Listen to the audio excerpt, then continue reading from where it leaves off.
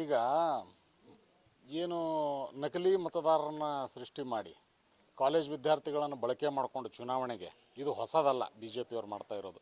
ಪ್ರತಿ ಚುನಾವಣೆಯಲ್ಲಿ ಇಲ್ಲಿ ಓದಕ್ಕೆ ಬಂದಂಥ ವಿದ್ಯಾರ್ಥಿಗಳನ್ನು ದುರ್ಬಳಕೆ ಮಾಡಿಕೊಂಡು ಚುನಾವಣೆಯಲ್ಲಿ ಅವ್ರನ್ನ ಬಳಸ್ಕೊಂಡು ಮತ ಪಡೆಯುವಂಥದ್ದು ಬಿ ಜೆ ಪಿ ಹಳೆ ಚಾಳಿ. ಅದೇ ಪ್ರಕಾರ ಅನೇಕ ಜನ ವಿದ್ಯಾರ್ಥಿಗಳು ಇಲ್ಲೇನು ಓದ್ಲಿಕ್ಕೆ ಬಂದಿರತಕ್ಕಂಥ ವಿದ್ಯಾರ್ಥಿಗಳಿದ್ದಾರೆ. ಅವರು ನಮ್ಮ NSUI ಜಿಲ್ಲಾ ಘಟಕಕ್ಕೆ ಅವರು ತಮ್ಮ ಅಳಲನ್ನು ತೊಳ್ಕೊಂಡಾಗ ಅದನ್ನು ನೋಡಬೇಕು. ಯಾಕಂತಂದ್ರೆ ಈ ರೀತಿ ಪ್ರಜಾಪ್ರಭುತ್ವ ವ್ಯವಸ್ಥೆಯಲ್ಲಿ ದಬ್ಬಾಳಿಕೆಯಿಂದ ಅಥವಾ ಬಲಪ್ರಯೋಗದಿಂದ ಮತ ಪಡಿತಕ್ಕಂಥದ್ದು ಅದು ಕಾನೂನುಬಾಹಿರವಾಗಿರ್ತಕ್ಕಂಥ ಚಟುವಟಿಕೆ.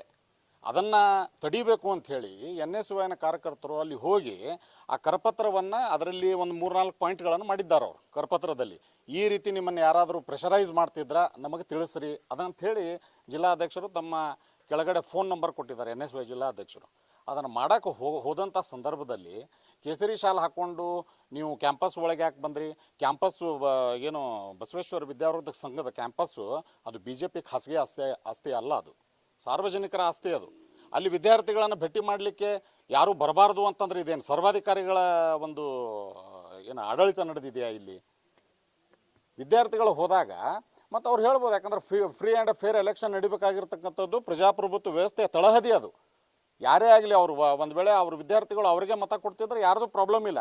ಆದ್ರೆ ಬಲಪ್ರಯೋಗ ಮಾಡಿ ವಿದ್ಯಾರ್ಥಿಗಳಿಗೆ ಮಾರ್ಕ್ಸ್ ಕೊಡೋದಿಲ್ಲ, ವಿದ್ಯಾರ್ಥಿಗಳಿಗೆ ನಾವು ಎಕ್ಸಾಮಲ್ಲಿ ನಾವು ಇದು ಮಾಡ್ತೀವಿ ಅಂತ ಹೇಳಿ ಆರೋಪಗಳು ಬಂದಾಗ ಅದು ಕೇಳಬೇಕಾಗಿರ್ತಕ್ಕಂಥದ್ದು ವಿದ್ಯಾರ್ಥಿ ಸಂಘಟನೆಯ ಜವಾಬ್ದಾರಿ. ಅದು ಅದು ಅದು ಅಧ್ಯಕ್ಷರ ಜವಾಬ್ದಾರಿ.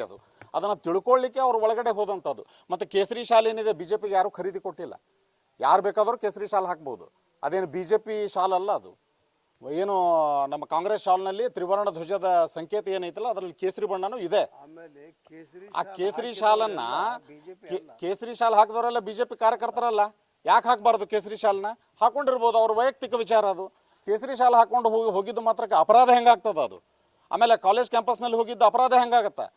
ಅವ್ರ ಮೇಲೆ 60-70 ಜನ ಅವ್ರ ಮೇಲೆ ಆ ಹೋದಂಥ ವಿದ್ಯಾರ್ಥಿಗಳನ್ನು ಬಲಪ್ರಯೋಗ ಮಾಡೋದು, ಗುಂಡಾಗಿರಿ ಮಾಡುವಂಥದ್ದು ಇದು ಯಾವ BJP ಲೆಕ್ಕಾಚಾರ? ಇದು ಒಂದು ವೇಳೆ ಅವರು ಏನಾದರೂ ಕಾನೂನು ಬಾಹಿರ ಚಟುವಟಿಕೆ ಅಲ್ಲಿ ಕ್ಯಾಂಪಸ್ನಲ್ಲಿ ನಡೆಸಿದ್ರೆ ಬಂದು ಪೊಲೀಸ್ ಕಂಪ್ಲೇಂಟ್ ಕೊಡಬೇಕಾಗಿತ್ತು. ಅವರು ಪೊಲೀಸರು ಕಾನೂನು ಇದೆಯಲ್ಲ, ಪೊಲೀಸರು ಅವರು ಕ್ರಮ ಜರುಗಿಸ್ತಿದ್ರು. ಒಂದು ವೇಳೆ ಕಾನೂನು ಬಾಹಿರ ಚಟುವಟಿಕೆ ಏನಾದರೂ ಈ ವಿದ್ಯಾರ್ಥಿಗಳು ಮಾಡ್ತಿದ್ರ ಅವ್ರನ್ನ ಹೊಡೆದ್ರೆ ಯಾಕೆ?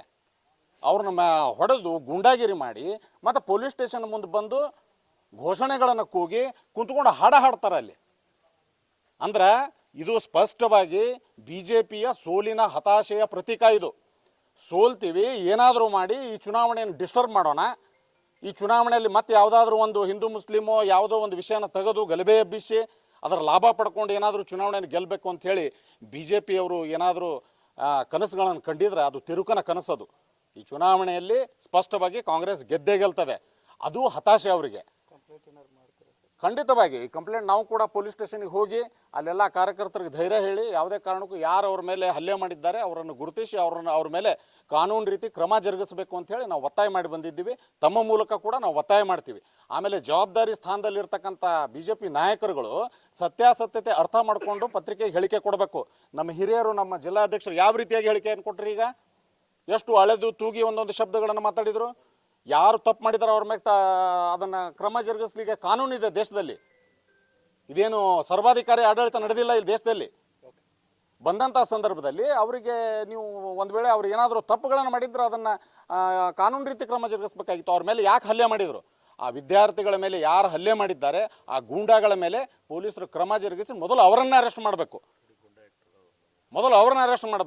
ಅದರಲ್ಲಿ ಹೊಡೆಸ್ಕೊಂಡಂಥ ವಿದ್ಯಾರ್ಥಿಗಳನ್ನು ತೊಗೊಂಡು ಬಂದು ಪೊಲೀಸ್ ಸ್ಟೇಷನಲ್ಲಿ ಕೂರಿಸ್ಕೊಂಡು ಮತ್ತೆ ಬಂದು ಪೊಲೀಸ್ ಸ್ಟೇಷನ್ ಮುಂದೆ ಒಬ್ಬ MLC, ಮಾಜಿ MLC, ಒಬ್ಬರು ರಾಜ್ಯಸಭಾ ಸದಸ್ಯರು ಹೇಳಿಕೆ ಕೊಡ್ತಾರಂತ ಹೇಳಿದ್ರೆ ಇವ್ರದ್ದು ಹಿಂದಿನ ಉದ್ದೇಶ ಏನು? ಇವ್ರದ್ದು ಮೊನ್ನೆ ಕೂಡ ಏನು ಪಂಕಾ ಮಸೀದಿ ಮುಂದೆ ಘಟನೆ ನಡೀತು, ಅಲ್ಲಿಯೂ ಕೂಡ 144 ಜಾರಿ ಇದ್ದಾಗ ಮಾಜಿ ಶಾಸಕರು ಜನರನ್ನು ಕಟ್ಕೊಂಡು ಹೋಗಿ ಅಲ್ಲಿ ಆ ರೀತಿಯಾಗಿರ್ತಕ್ಕಂಥ ಒಂದು ದುಂಡಾವರ್ತನೆ ಮಾಡಿದರು.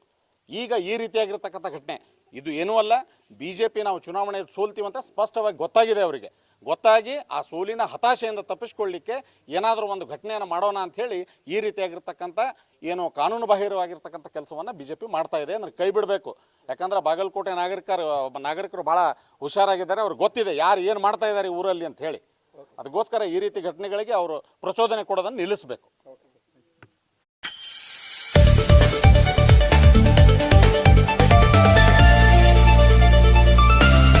ಪರ್ವಾ ನ್ಯೂಸ್ ಕನ್ನಡ, ಇದು ನಿಮ್ಮ ವಾಹಿನಿ.